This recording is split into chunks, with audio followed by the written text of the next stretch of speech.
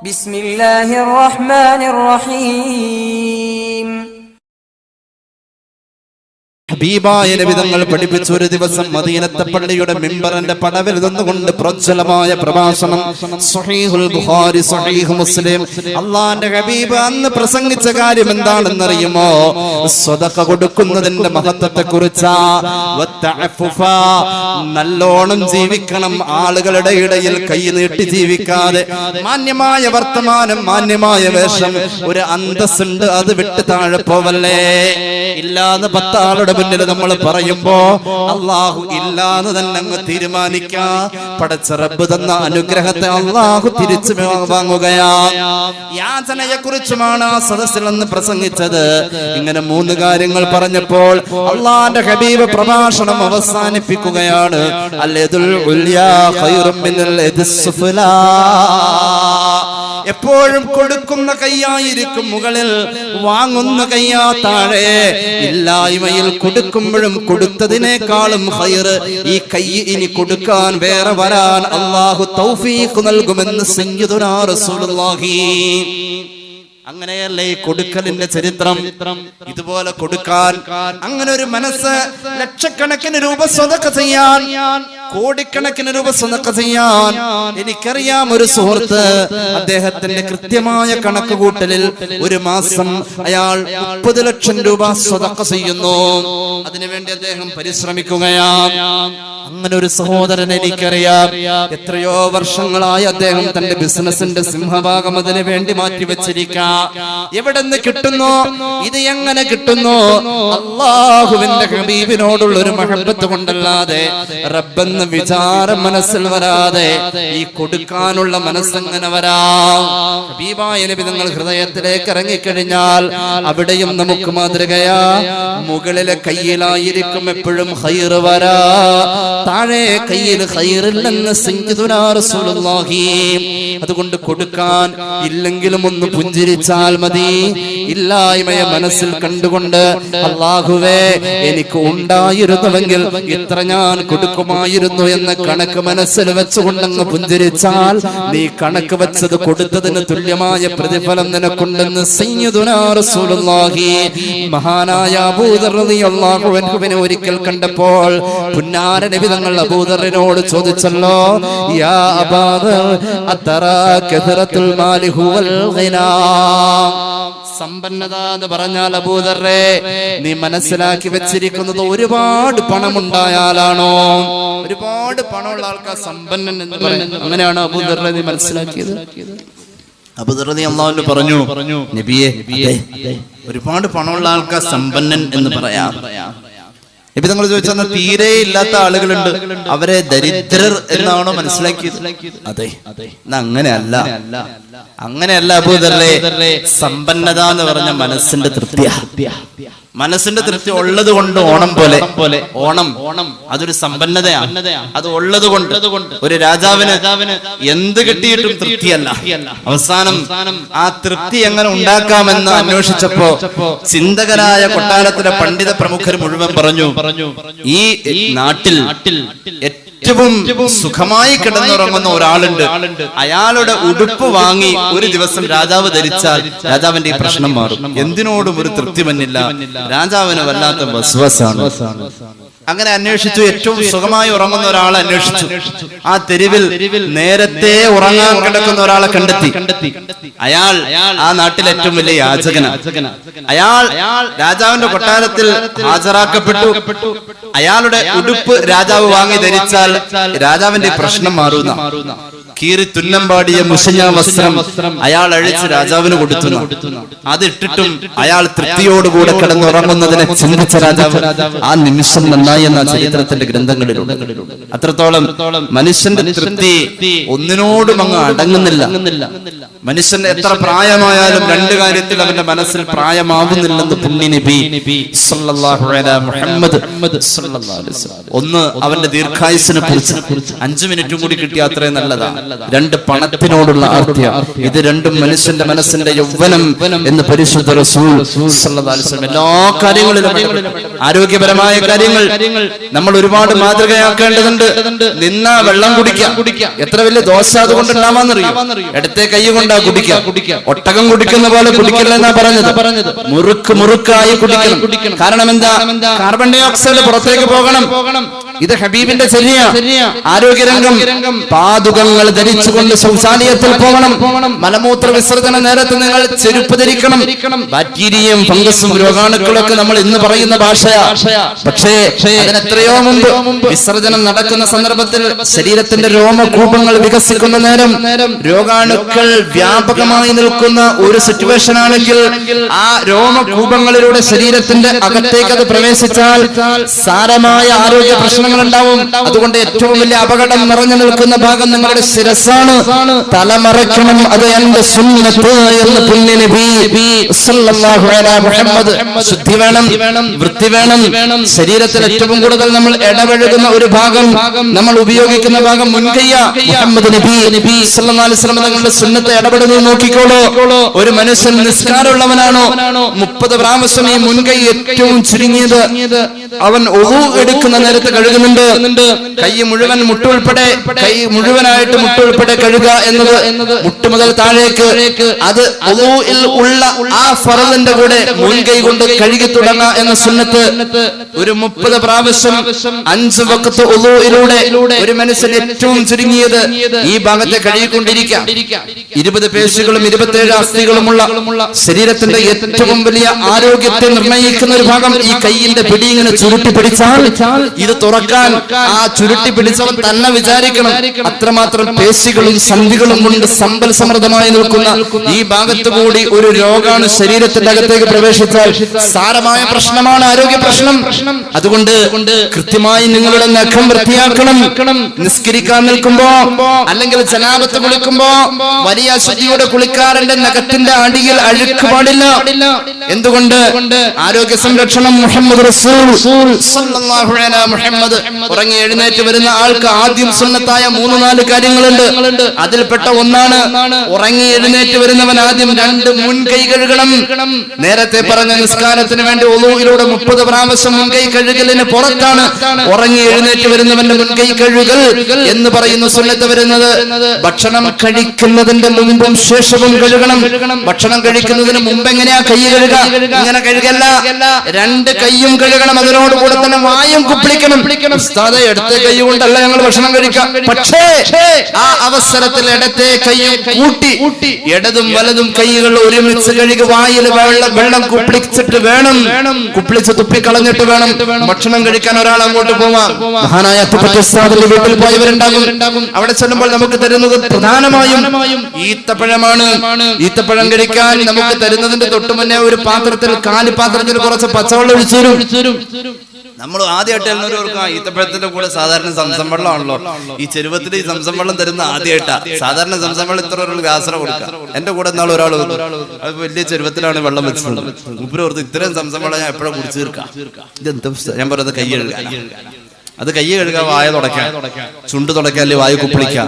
ഈത്തപ്പഴം കഴിക്കാൻ ഒരു ഈത്തപ്പഴം കഴിക്കാൻ വേണ്ടി ആ ഭക്ഷണം കഴിക്കാം എന്നതിനെ ഇങ്ങനെ ഓരോ രംഗത്ത് നമുക്ക് ഭൗതികമായും ആത്മീയമായും മുഹമ്മദ് റസൂൽ സ്വല്ലല്ലാഹു അലൈഹി വസല്ലം തങ്ങൾ ഇടപെടാണ്. ആത്മീയമായി നമുക്ക് ഇങ്ങനെ ഒരു ചിന്ത, പ്രവാചക വിചാരം എപ്പോഴും മനസ്സിലുണ്ടാവേണ്ട പ്രവാചക വിചാരം നമ്മെ നിയന്ത്രിക്കാൻ കഴിയണം. അങ്ങനെ ഒരു നിയന്ത്രണം വരുന്നോടത്ത് അറിയാതെ സ്വലാത്ത് വരും. ഞാനൊരു സുന്നത്ത് പഠിപ്പിച്ചു തരാം. അരി ആഹാരം കഴിക്കുന്ന മനുഷ്യൻ അരിയാഹാരം കഴിച്ചുകൊണ്ടിരിക്കുമ്പോൾ ഇടയിൽ സ്വലാത്ത് ചൊല്ലൽ സുന്നത്ത്. എന്റെ വക പറഞ്ഞതല്ല. സക്കാത്തിന്റെ അധ്യായത്തിൽ തങ്ങൾ തുഫ പറയുന്നുണ്ട്, ഷിർവാനി വ്യാഖ്യാനിക്കുന്നുണ്ട്. അരിയാഹാരം കഴിക്കുമ്പോ അതിന്റെ ഇടയിൽ സ്വലാത്ത് ചൊല്ലൽ സുന്നത്ത്. അരിയാഹാരം കഴിച്ചുകൊണ്ടിരിക്കുന്നതിന്റെ ഇടയിൽ സ്വലാത്ത് അല്ല. വർത്താനം പറയാൻ നമുക്കൊരു പ്രശ്നമല്ല. അരിയാഹാരം കഴിക്കുമ്പോൾ, അരിപ്പൊടിയുടെ ആഹാരം കഴിക്കുമ്പോ സ്വലാത്ത് ചൊല്ലൽ സുന്നത്താണ്. എന്തുകൊണ്ട്? മഹാനായ ഇബ്നു ഹജർ തങ്ങൾ പറയുന്നു, ഷിർവാനി വ്യാഖ്യാനിക്കുന്നു, ഏതൊരു ഭക്ഷണത്തിലും അല്ലാഹു ആ ഭക്ഷണത്തിൽ ഒരു രോഗവും മരുന്നും വെച്ചിട്ടുണ്ട്. ഇല്ലൽ അറുസ, അരിയാഹാരത്തിൽ ഒഴിച്ച്. അരിയാഹാരത്തിൽ അല്ലാഹു ശിഫാ മാത്രമാ വെച്ചിട്ടുള്ളത്. അരിയാഹാരത്തിൽ അല്ലാഹു രോഗത്തിന്റെ മരുന്ന് മാത്രമാ വെച്ചിട്ടുള്ളത്. അരിയാഹാരത്തിന്റെ പ്രത്യേകത, അരിയാഹാരം അല്ലാഹുവിന്റെ ഹബീബിന്റെ പ്രകാശത്തിൽ നിന്നും റബ്ബ് നേരിട്ട് പടച്ചതാ. ഔ കമാ ഖാല റസൂലുള്ളാഹി. അല്ലാഹു തൗഫീഖ് നൽകട്ടെ. പ്രവാചക വിചാരം വരികയാ. ഈ സുന്നത്തുകൾ നമ്മുടെ കൂടെ ഉള്ളപ്പോ അല്ലാഹുവിന്റെ ഹബീബ് കൂടെ വരികയാ. ഒറ്റയ്ക്കിരിക്കുമ്പോൾ നബി തങ്ങളെ ഓർക്കാൻ കഴിയുന്നുണ്ടോ? സ്വലാത്തിന്റെ അമരധ്വനികൾ കൊണ്ട് നമ്മുടെ നാവ് സമ്പന്നമാണോ സഹോദര? നമുക്ക് നന്നാവാൻ അതേ പറ്റൂ. അല്ലാഹുവിന്റെ ഹബീബ് പഠിപ്പിക്കുന്ന ഒരു ഹദീസ് ഉണ്ട്. മഹാനായ ഇമാം ഇബ്നു മാജ അവിടുത്തെ സുനനിൽ ഉദ്ധരിക്കുകയാ. തൗബാൻ റളിയല്ലാഹു അൻഹു ഈ ഹദീസ് പറയുന്നത്. ആ ഹദീസ് എന്താണെന്നറിയോ? അല്ലാഹുവിന്റെ റസൂൽ പറയാ, ഖിയാമത്ത് നാളിൽ എന്റെ സമുദായത്തിൽപ്പെട്ട ഒരു വിഭാഗം ആളുകൾ വരികയാണ്. അവർ വന്നുകൊണ്ട് ഖിയാമത്ത് നാളിൽ മഹ്ശറയുടെ വിശാലമായ മുറ്റത്ത് നിൽക്കുമ്പോൾ അവരുടെ അമലുകളെ കൊണ്ടുവന്ന് നിർത്തുമ്പോൾ അവരുടെ അമലുകളുണ്ടല്ലോ, പർവ്വതം പോലെ വലിയ കൂമ്പാര കണക്കുള്ള അമലുമായി എന്റെ സമൂഹം വന്ന് നിൽക്കുകയാ. തിഹാമാ പർവ്വതം പോലെ കൂമ്പാര കണക്കമലുമായി ഒരു സമൂഹം വന്ന് നിൽക്കാം. എന്നിട്ടോ നിമിഷാർത്ഥങ്ങൾ കൊണ്ട് കൂമ്പാര കണക്കെ നിൽക്കുന്ന പർവ്വത സമാനമായ അമലിന്റെ കൂനയുണ്ടല്ലോ, ചിന്ന ഭിന്ന ശിഥിലമായി പൊട്ടിത്തെറിക്ക. പിന്നെ അത് അവിടെ കാണുന്നില്ല. അല്ലാഹുവിന്റെ ഹബീബിനോട് സ്വഹാബത്ത് പേടിയോടുകൂടെ ചോദിക്കുകയാണ്, മൻഹും യാ റസൂലല്ലാഹ്, നബിയേ ആരാണവർ നബിയേ? അപ്പോൾ അവിടുന്ന് പറഞ്ഞു, മിൻ സിൽദത്തിക്കും, നിങ്ങളിൽപ്പെട്ടവര് തന്നെയാവര്. ഖിയാമത്ത് നാളിനോടടുത്ത കാലഘട്ടത്തിലുള്ളവരാവര്. അവര് നിങ്ങളിൽപ്പെട്ടവര് തന്നെയാ. ചോദിച്ചത് തൗബാൻ എന്ന സ്വഹാബിയാ. നബിയെ, ഞാൻ ചോദിച്ചത് എന്തിനാണെന്നറിയുമോ? ആ ദുശീലം ഞങ്ങളിലുണ്ട് എങ്കിൽ അത് അവസാനിപ്പിക്കാൻ വേണ്ടി നബിയെ, ഞങ്ങൾക്ക് ആ സ്വഭാവം ഉണ്ടെങ്കിൽ അവസാനിപ്പിക്കാൻ വേണ്ടി. ഒരുപാട് ദിക്ർ ചൊല്ലിയതല്ലേ, ഒരുപാട് നിസ്കരിച്ചു കൂട്ടിയതല്ലേ, ഒരുപാട് സദഖ ചെയ്തതല്ലേ, ഒരുപാട് അമലുകൾ ചെയ്തിട്ട് തിഹാമാ പർവ്വതത്തിന്റെ കൂമ്പാരം കണക്കെ നമ്മൾ അമലിന്റെ കൂനയുമായി റബ്ബിന്റെ കോടതിയിലെത്തുമ്പോൾ അത് ഉപകാരപ്പെടാതെ പോകുന്ന ആളുകളുടെ പ്രത്യേകത എന്തെന്നറിയുമോ? അവരുടെ ഏകാന്തതയിൽ അവർ തനിച്ചിരിക്കുമ്പോൾ അവർ ഹറാമുകളിലേക്ക് പോവുകയാ. ആൻഡ്രോയിഡിന്റെ നീല വെളിച്ചത്തിൽ വൃത്തികേട് കാണുകയാ. ഏത് മനുഷ്യനായി ഇന്ന് ഒറ്റയ്ക്കിരിക്കാൻ ഇഷ്ടപ്പെടാത്തത്? എല്ലാവർക്കും ഒറ്റയ്ക്കിരിക്കലാ ഇഷ്ടം. റേഷൻ കടയുടെ മുന്നിൽ വിലക്കുണ്ടെങ്കിൽ അവിടെ ഒഴിച്ചു. ഒരു ഡോക്ടറെ കാണാൻ OP ചീട്ടെടുത്ത ആള് 1 മണിക്കൂർ വൈകിയാലും കുഴപ്പമില്ല, മൂപ്പരിങ്ങനെ അതിന്റെ പുറത്ത് ഇങ്ങനെ ഒറ്റയ്ക്കിരിക്കല. 1 മണി 1:30 മണിയായപ്പോ ഭാര്യയുടെ ഫോണിൽ ഒരു വാട്സാപ്പ് മെസ്സേജ്, ഭർത്താവിന്റെ ഫോണിൽ വാട്സാപ്പ് മെസ്സേജ്. എന്താ ഇതിനൊരു സ്പെഷ്യൽ ടൂണുണ്ട്, കുടുംബത്തിൽ നിന്ന് വന്ന മെസ്സേജ് ഒക്കെ അങ്ങനെ അറിയാം. വേറൊന്നുമല്ല, നീങ്ങി കിടക്കും മനുഷ്യ, ചൂടെടുത്തിട്ട് പാടില്ല, പുറത്ത് കിടക്കണ ഭാര്യ മെസ്സേജ് അയച്ചേക്ക. ആ കാലഘട്ടത്തിൽ നമ്മൾ ജീവിക്കണത്. അത്രയും ഒരു മനുഷ്യൻ പേരക്കുട്ടികൾ വിരുന്നതിന് വല്ല വല്യപ്പാക്കപ്പോ ഇഷ്ടമല്ല. എന്തുകൊണ്ട്? ഒക്കെ അത് ഇതും തോണ്ടി അവിടെ മൂലക്കൊക്കെ ഇരിക്കും. പണ്ടങ്ങനെയല്ല, മാവേക്കാരില് കുളത്തിൽ ചാടല്, മീൻ പിടിക്കാൻ പോക്ക്, ഒരുപാട് കളി വിനോദമൊക്കെ ആയിട്ട് രസമായിരുന്നു. ഇന്നിങ്ങനെ എവിടെയെങ്കിലും കൊണ്ടുവരുത്തി അവിടെ ഇരുന്നു. ആ ഒരു അവസ്ഥ. ആരോഗ്യം എവിടെ ഉണ്ടാവും? ഒറ്റയ്ക്കിരിക്കുമ്പോൾ ഹറാമുകളിൽ ലയിക്കാം. ഒറ്റയ്ക്കിരിക്കുമ്പോ ഹബീബ് മുന്നിൽ വന്ന ആളുകൾ ഉണ്ടായിട്ടുണ്ട്. ഒറ്റയ്ക്കിരിക്കുമ്പോൾ ഞാൻ ഈ പറഞ്ഞതിൽ നിന്നും ഞാൻ ഒഴിവല്ല, ഞാൻ ഈ പറഞ്ഞതിൽ നിന്നും ഈ കാലഘട്ടത്തിൽ ഒരു മനുഷ്യരും ഒഴിവല്ല. എല്ലാവർക്കും ഇഷ്ടം ഒറ്റയ്ക്കിരിക്കല. ഒറ്റയ്ക്കിരിക്കാൻ ഇഷ്ടപ്പെട്ടവരുണ്ട്. ഒറ്റയ്ക്കിരിക്കാൻ ഇഷ്ടപ്പെട്ട മഹാന്മാർ ഒരുപാട് പേരുണ്ട്. അവരുടെ ഏകാന്തത 2:30 മണിക്ക് ഞാൻ എത്ര വൈകി കിടന്നാലും എഴുന്നേൽക്ക തന്നെ ചെയ്യും. 2:30 മണിക്കാണ് എന്റെ ഏകാന്തത. സുബഹി വരെ ആളുകളില്ലല്ലോ, ഞാൻ ആ നേരം എന്റെ റബ്ബിന് വേണ്ടി സമർപ്പിക്കുമെന്ന് പറഞ്ഞ സയ്യിദാണ് മഹാനായ സംകേതങ്ങള്. മഹാനായ ചെറുവാളൂർ ഉസ്താദിനെ അറിയാത്തവരില്ലല്ലോ. മഹാനായ ശൈഖുന പറയുമായിരുന്നു, പരിശുദ്ധ റമദാനിന്റെ 2 മണി സമയം മുതൽക്ക് രാത്രിയിൽ എനിക്ക് ഉറക്കമില്ല, ആരുമില്ലല്ലോ. ടോക്കൺ എടുത്തുകൊണ്ട് കാണാൻ പോയിക്കൊണ്ടിരുന്ന മഹാന്മാരായ സൂഫിയാക്കളല്ലേ അവര്. തിരക്ക് കൂടുമ്പോൾ ഒരു ദിവസം ഇത്ര പേരെ കാണാവൂ.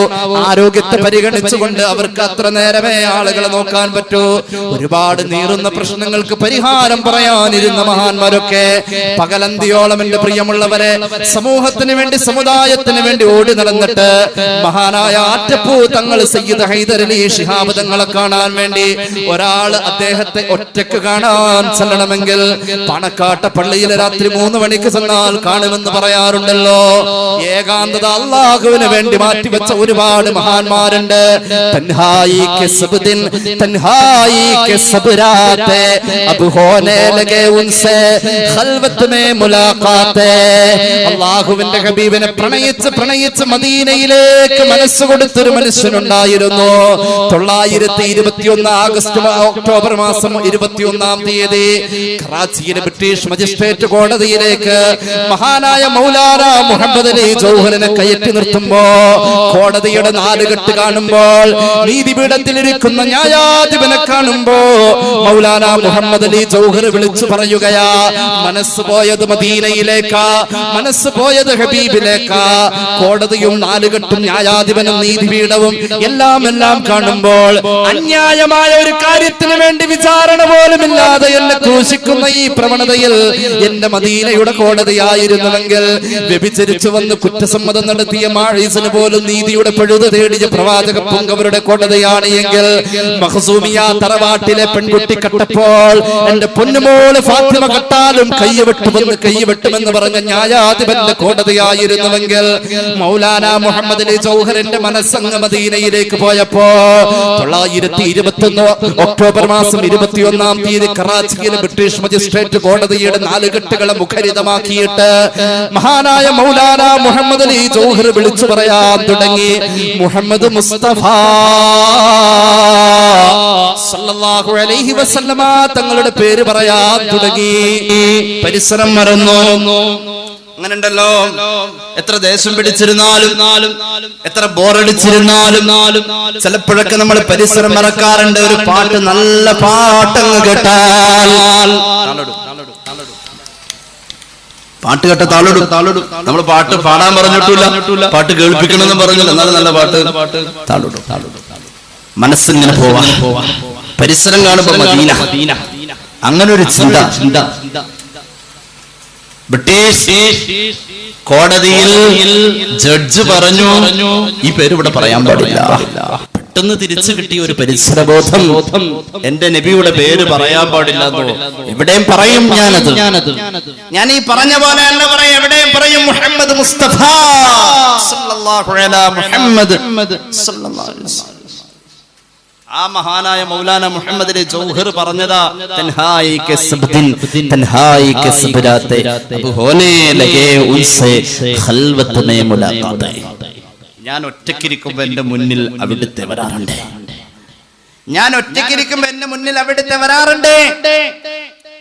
ഏകാന്തമാണ് എന്റെ പകലുകൾ, ഏകാന്തമാണ് എന്റെ രാത്രികൾ. ആ ഏകാന്തതയിൽ ഞാൻ അവിടുത്തെ കാണാറുണ്ട്. ആ ഏകാന്തതയിൽ അവിടുത്തെ എന്റെ മുന്നിൽ വരാറുണ്ട്. ആരാണ് മുഅ്മിനേ അവിടുത്തെ? അല്ലാഹുവിന്റെ ഹബീബ് നബി മുഹമ്മദ് മുസ്തഫ സല്ലല്ലാഹു അലൈഹി വസല്ലമ തങ്ങളായി അവിടുത്തെ അവിടുന്ന് വരാറുണ്ട്. ഇങ്ങനെ ഒരു മനസ്സ് നമുക്ക് ഉണ്ടാവണ്ടേ. ഹബീബിനെ കുറിച്ചുള്ള സ്വലാത്തിന്റെ പ്രകടനങ്ങൾ, പ്രവാചക പ്രേമത്തിന്റെ പ്രഫുല്ലമായ ഒരു വെളിച്ചം നമ്മുടെ മനസ്സിന്റെ അകത്തേക്ക് വേണ്ടേ. ഏത് രംഗങ്ങളിലും ഹബീബായ നബി തങ്ങളുണ്ട്. ഒളു എടുത്ത് നടന്നോ സുന്നത്താ, പ്രത്യേകം ശ്രദ്ധിക്കണേ. വലിയ അശുദ്ധിയുള്ള ഹൈദുള്ള സഹോദരിമാര് ഒളു എടുക്കാൻ പാടില്ലാത്തതാ. അവർ ആ സമയത്തൊരു ഫാസിദായ അമലെന്ന നിലയിൽ ഒളു ചെയ്യാൻ പാടില്ല. അതല്ലാത്ത നേരത്തെപ്പോൾ പറ്റുമ്പോഴും ഒളു എടുക്കാം. എന്തുകൊണ്ടാണെന്നറിയോ? പിശാച് കടന്നു വരൂല ഒളു ഉള്ള മനുഷ്യന്റെ നേരെ. പിശാച് കടന്നു വരുന്നത് ശുദ്ധിയില്ലാത്തോടത്താ. പിശാച് കടന്നു വരാത്തോടത്ത് ഈമാൻ ഉണ്ടാവുകയാണ്. അത്തുഹൂറു ശത്റുൽ ഈമാൻ. സ്വഹീഹ് മുസ്ലിം നബി മുഹമ്മദ് മുസ്തഫ. ഈമാന്റെ പകുതി പിടിച്ചു നിർത്താൻ, പകുതിയും പിടിച്ചു നിർത്താൻ നമുക്ക് ഉളു കൊണ്ട് കഴിയും, ശുദ്ധി കൊണ്ട് കഴിയുമെന്ന് സയ്യിദുനാ റസൂലുള്ളാഹി. മാത്രവുമല്ല, ഇന്നല്ലാഹ യുഹിബ്ബുത് തവ്വാബീന വയുഹിബ്ബുൽ മുതതഹിരീൻ. അല്ലാഹുവിന് ശുദ്ധിയുള്ളവരെ ഇഷ്ടമാ. റബ്ബിന്റെ ഇഷ്ടം കിട്ടാൻ കേട്ടോളൂ, ഹബീബായ നബി തങ്ങൾ വൃത്തി പഠിപ്പിച്ചു. സമയബന്ധിതമായി നമ്മോട് പല കാര്യങ്ങളും ചെയ്യാൻ പഠിപ്പിച്ചു.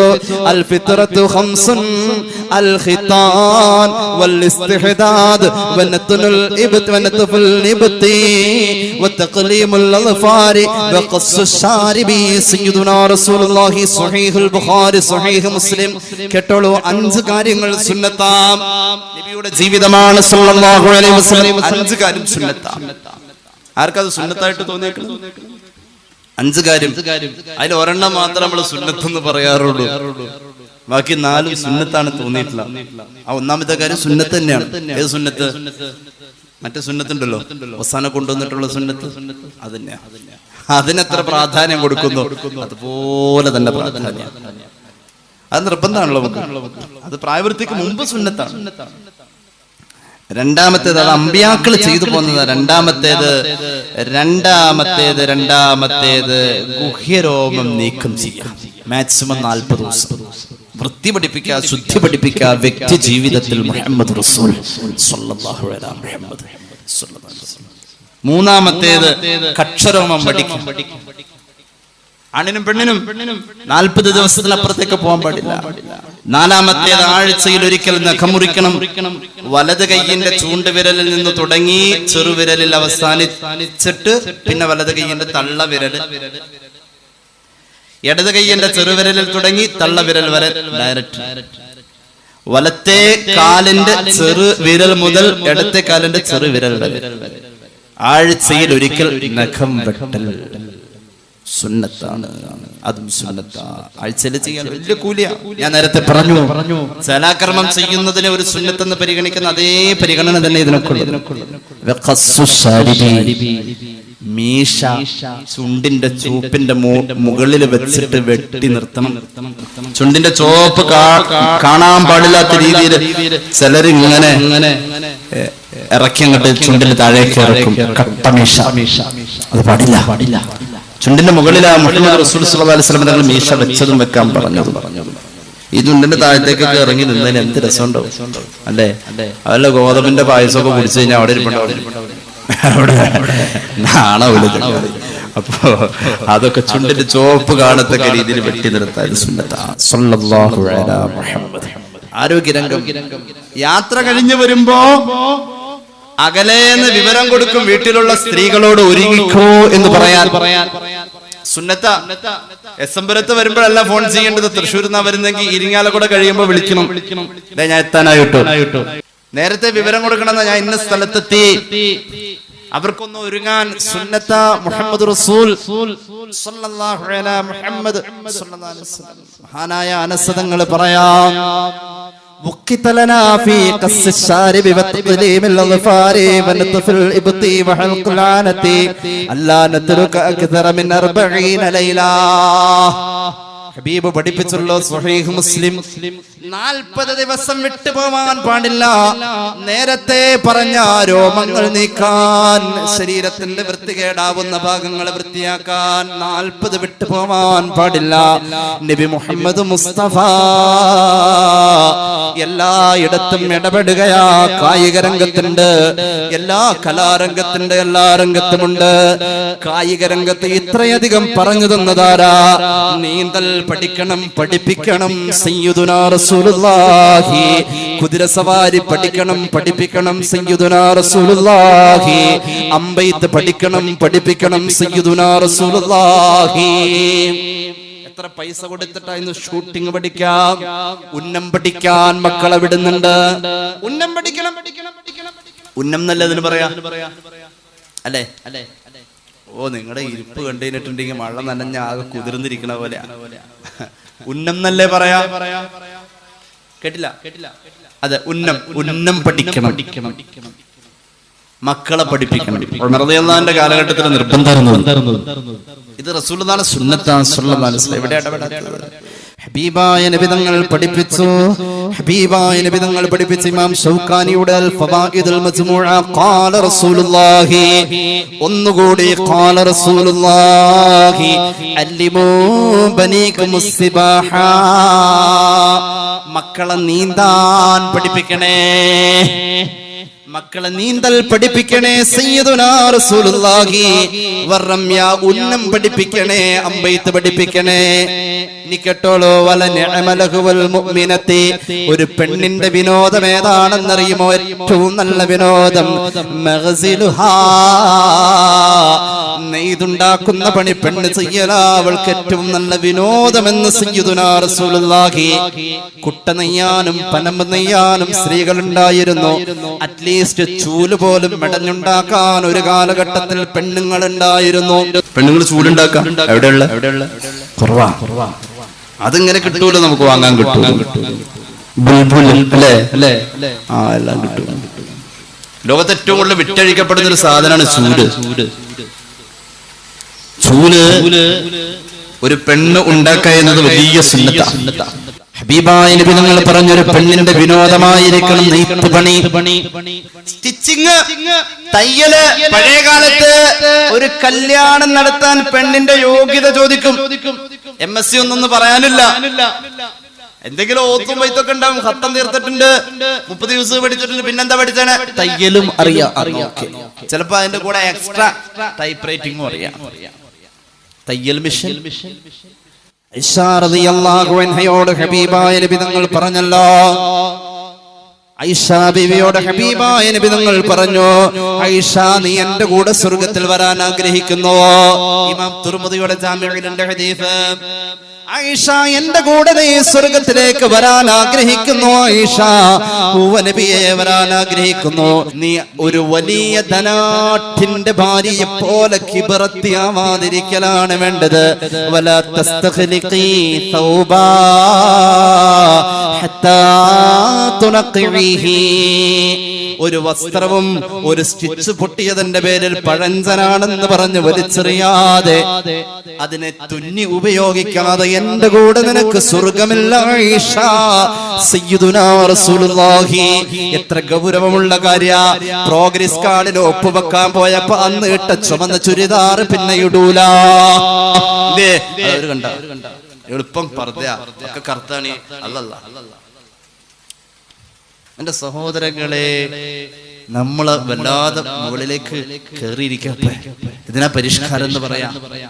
വസ്ത്രങ്ങൾ വാങ്ങുന്നതൊക്കെ നല്ലതാണ്, വസ്ത്രം ഉപയോഗിക്കുന്നത് നല്ലതാണ്. കീറിയത് തുന്നാതെ കളയരുത്. കീറിയിട്ട് എനിക്ക് തുന്നി ഉപയോഗിക്കണം എന്നാ പരിപാടി ഉണ്ടോ? തയ്യൽ മിഷൻ ഉപയോഗിക്കണം, സുന്നത്താണ്. ഹബീബായ നബി തങ്ങൾ ഇടപെടുകയാണ്. മക്കളെ നീന്തൽ പഠിപ്പിക്കണം. ആര് പറഞ്ഞു ഇങ്ങനെ? കായിക രംഗത്ത് ഇത്രയധികം പറഞ്ഞു തരാൻ മുഹമ്മദ് റസൂൽ സ്വല്ലല്ലാഹു അലൈഹി വസല്ലം. മക്കളെ നീന്തൽ പഠിപ്പിക്കണേ. മഹാനായ ഉമർ ഇബ്നുൽ ഖത്താബ് തങ്ങൾ സൂറത്തുൽ അൻഫാലിന്റെ വ്യാഖ്യാനത്തിൽ ജലാലുദ്ദീൻ സുയൂത്തി തങ്ങൾ രേഖപ്പെടുത്തുകയാണ്. ഷാമിലെ ഗവർണറായിരുന്ന ഷാമിലെ ഗവർണർക്ക് മഹാനായ ഉമർ ഇബ്നുൽ ഖത്താബ് തങ്ങൾ കത്തെഴുതുകയാണ്. അൻഅല്ലിമു ഔലാദകുമുസ് സിബാഹത വൽ ഫുറൂസിയ, ഷാമിലുള്ള കുട്ടികൾക്ക് കുതിര സവാരി പഠിപ്പിക്കണേ, ഷാമിലുള്ള കുട്ടികൾക്ക് നീന്തൽ പഠിപ്പിക്കണേ. അവരുടെ സിലബസിന്റെ ഭാഗമായിരുന്നു. അതൊരു പ്രധാന സുന്നത്താ. കുതിര സവാരി എന്ന് പറഞ്ഞാൽ ശരീരത്തിന്റെ പേശികളും അസ്ഥികളും കുലുങ്ങി കുലുങ്ങി ഒരു പ്രത്യേകമായ ദൃഢഭാവത്തിലേക്ക് ശരീരം കടന്നു വരാ. 1000 വട്ടം ജിമ്മിൽ പോകുന്നതിനേക്കാളും നമുക്ക് ഗുണകരമാണ് കുതിര സവാരി. അത് അല്ലാഹുവിന്റെ ഖുർആൻ പ്രോത്സാഹിപ്പിച്ച കാര്യമാ. കുതിര സവാരി പരിശുദ്ധ ഖുർആൻ പറഞ്ഞതാ. അല്ലാഹുവിന്റെ ഖുർആനിലെ 114 അധ്യായങ്ങളിൽ ഒരു അധ്യായത്തിൽ വൽഅദിയാതി ളബ്ഹു ഫൽമുരിയാതി ഖദ്ഹു ഫൽമുഗീറാതി സുബ്ഹ فأثرن به نقعا فوسطن به جمعا. അള്ളാഹു സത്യം ചെയ്ത് പറയാൻ വേണ്ടി കുതിരയെ ഉപയോഗിച്ചിട്ടുണ്ട്. അള്ളാഹുവിന്റെ ഹബീബിന്റെ ജീവിതത്തിൽ ഇത് പഠിക്കാൻ നമുക്കുണ്ട്. വ്യാപകമായി കുതിര കിട്ടും, നമുക്ക് വാങ്ങണമെന്നല്ല പറഞ്ഞത്. അടങ്ങി ഒതുങ്ങി എവിടെയും കഴിഞ്ഞുകൂടുന്ന ഏതെങ്കിലും ഒരു ശരീരമാവാതെ നമ്മൾ അധ്വാനിക്കാനും പുറത്തേക്ക് ഇറങ്ങാനും തയ്യാറായി കഴിഞ്ഞാൽ ആരോഗ്യരംഗത്ത് അഷ്റഫുൽ ഖൽഖിനെ കാണാം. പരിശുദ്ധ ഖുർആൻ സത്യം ചെയ്യാൻ വേണ്ടി ഉപയോഗിക്കുകയാ. വൽ ആദിയാത്തിൽ ലബ്ഹാ, പ്രഭാതത്തിൽ കിതച്ചോടുന്ന കുതിരകളെ തന്നെയാണ് സത്യം. വൽ മൂരിയാത്തി ഖദ്ഹാ, ഓടിപ്പോകുന്ന നേരത്തിൽ ആടനടിച്ചു പോകുമ്പോ തീപാറുന്ന കുതിരകളെ തന്നെയാണ് സത്യം. ഫഅഥറന ബിഹി നഖഅ ഫവസതന ബിഹി ജംഅ. യുദ്ധത്തിന്റെ മനോഹരമായ പാടവങ്ങളിൽ ചുവടുവെപ്പുകളിൽ യോദ്ധാക്കളോടൊപ്പം യുദ്ധസൈന്യത്തിന്റെ മധ്യത്തിൽ വന്നുകൊണ്ട് അമ്മാനമാടുന്ന കുതിരകളെ തന്നെയാണ് സത്യം.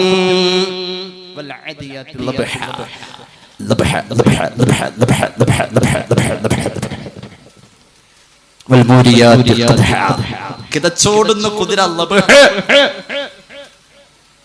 തീപാറുന്ന കുതിര, ശബ്ദം കൊണ്ടുപോലും ഖുർആൻ, ശബ്ദം കൊണ്ടുപോലും ഖുർആന്റെ വ്യാഖ്യാനം, ശബ്ദം പോലും അതിന് വന്ന പോലെ. വലാ തഖുൽ ലഹുമാ ഉഫ്. ഖുർആന്റെ ഒരു ആയത്തായത് സൂറത്തുൽ ഇസ്രാഇന്റെ ആയത്ത്. വാർദ്ധക്യ സഹജമായി വരുന്ന മാതാപിതാക്കളുടെ സംരക്ഷണം ഏറ്റെടുക്കുന്ന മക്കളെ, അരോചകമായി പലതും അവരിൽ നിന്നും അനുഭവപ്പെട്ടാലും വലാ തഖുൽ ലഹുമാ ഉഫ്, പാടില്ല. ഒരു ദീർഘനിശ്വാസമാ ഉഫ്, അതിനർത്ഥമില്ല, അത് നെറ്റി ചുളുങ്ങലാ ഉഫ്. എന്ന് പറയല്ലേ. അങ്ങനെ ചില പരിഭാഷകളിൽ കാണുന്നു, അതിന് പരിഭാഷയില്ല.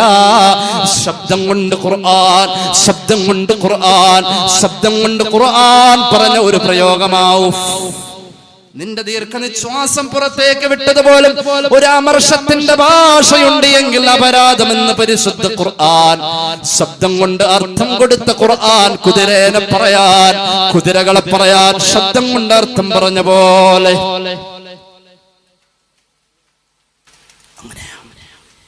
Because the Quran is the sentence of the God.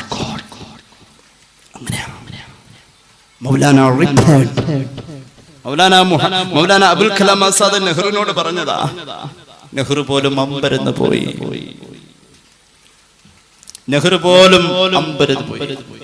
I could not find a single error in Quran. I had to stop and ask myself, if a man was the author of the Quran, how could he have written facts on the 7th century? എങ്ങനെ 7-ാം നൂറ്റാണ്ടിലെ മനുഷ്യന് ഇത് പറയാൻ കഴിഞ്ഞു? ഈ ഖുർആന ആ മനുഷ്യന്റെ സ്വഭാവം, ഈ ഖുർആന മനുഷ്യന്റെ സ്വഭാവം. സല്ലല്ലാഹു അലൈഹി മുഹമ്മദ്. വേണം സഹോദര, ഖുർആൻ പാരായണത്തിന്റെ മാസ്മരികമായ അത്ഭുതങ്ങൾ ജീവിതത്തിലേക്ക് കടന്നു വരണം. കുതിര സവാരി വേണം. അതുപോലെ മക്കളെ നിങ്ങൾ നീന്താൻ പഠിപ്പിക്കണം. അള്ളാന്റെ ഹബീബിന്റെ മുന്നിലേക്ക് ഒരാൾ വന്നു കഴിഞ്ഞാൽ ഹബീബായ നബി തങ്ങൾ അദ്ദേഹത്തോട് ചോദിക്കുമായിരുന്നു, നിനക്ക് നീന്താൻ അറിയുമോ? നിനക്ക് അമ്പെയ്ത്ത് അറിയുമോ? ഉണ്ടെന്ന് പറഞ്ഞാൽ കാന റസൂലുള്ളാഹി സ്വല്ലല്ലാഹു അലൈഹി വസല്ലമ യുഅജിബുഹു അൻ യകൂന റജുലു സാബിഹൻ റാമിയാ. നീന്താൻ അറിയുന്ന ആളാണ് വരുന്നത്, അമ്പെയ്ത്തിൽ നല്ല ഉന്നം പിഴയ്ക്കാത്തവനാണെന്നറിഞ്ഞാൽ അല്ലാഹുവിന്റെ ഹബീബിന് ഒരുപാട് ഇഷ്ടമാണ്. സഅദ് ഇബ്നു അബീ വഖാസ് എന്ന സ്വഹാബി ഉണ്ടല്ലോ, വല്ലാത്ത ഉന്നമുള്ള ആളായിരുന്നു സഹോദര. സഅദ് ഇബ്നു അബീ വഖാസിന്റെ മുന്നിൽ ഹബീബായ നബി തങ്ങൾ പറഞ്ഞ ഒരു പ്രയോഗമുണ്ട്. ലോകത്ത് ഒരാളോടും റസൂലുള്ളാഹി പറയാത്ത പ്രയോഗമാണ്. ഇർമി സഅദ്, ഇർമി സഅദ്. സഅദ് ഉന്നം പിഴയ്ക്കാതെ അമ്പയ്യണേ സഅദ്. ഫിദാക ബി എന്റെ ഉപ്പയും എന്റെ ഉമ്മയും നിനക്ക് ദണ്ഡം സഅദേ. ഉപ്പായെയും ഉമ്മയെയും ചേർത്തുകൊണ്ട് അള്ളാന്റെ ഹബീബ് ഇതുപോലെ ചേർത്ത് പറഞ്ഞ ഒരു പ്രോത്സാഹനം എനിക്ക് മാത്രമാ. മഹാനായ സഅദ് ഇബ്നു അബീ വഖാസ് അൻ-നഖജാം. എന്തിനാണ് ഈ ഏകാഗ്രതയിലേക്ക് പുതിയ തലമുറയെ കൊണ്ടുവരാൻ, നല്ല ഉന്നം പഠിക്കാൻ, ഷൂട്ടിംഗ് പഠിക്കാൻ.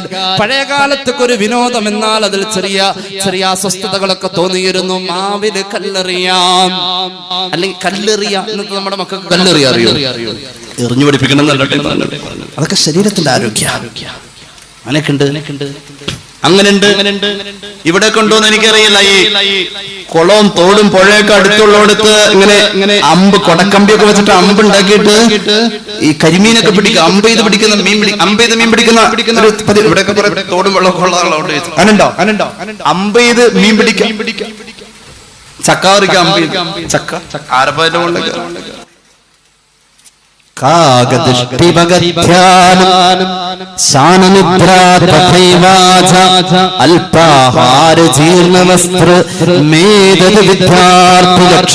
ഒരു വിദ്യാർത്ഥിക്ക് വേണ്ടത് ഏകാഗ്രത. എങ്ങനെയാ വേണ്ടത്?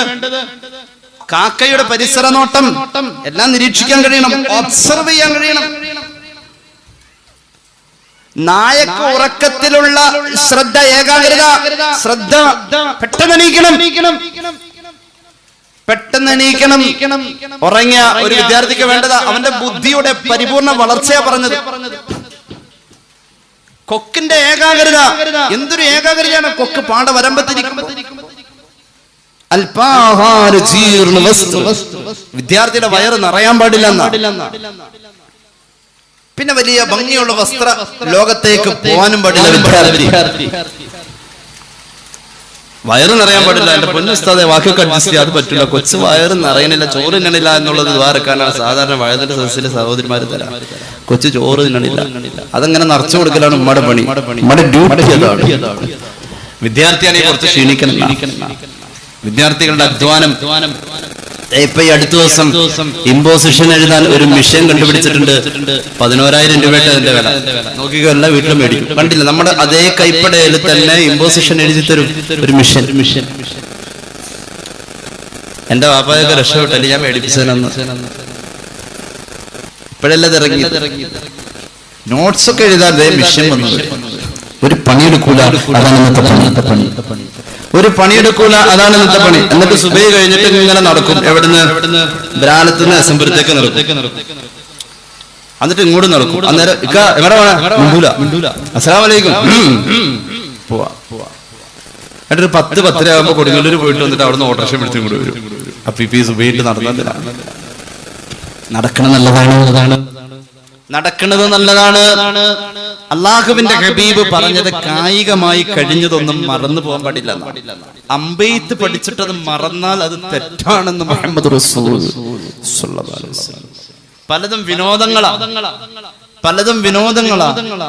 ഞാൻ അങ്ങനെ അത്ഭുതത്തോടു കൂടെ ഇങ്ങനെ കണ്ടിട്ടുണ്ട്. ഈ പൊറോട്ട അടിക്കുന്നത് എന്തൊരു ഈസി ആയിട്ടാണ്. ആ മൈദയുടെ കഷ്ണം നമ്മുടെ കയ്യിൽ തന്നാൽ എന്താവും? ഒരു ചില കാര്യങ്ങൾ അങ്ങനെ. അതുപോലെ തന്നെ സവാള അരിയുന്നത് എന്ത് പെട്ടെന്നാണ് അരിയുന്നത്. ഓരോ കാര്യത്തിനും അതിൻ്റെതായ ഒരു കലാബോധമുണ്ട്.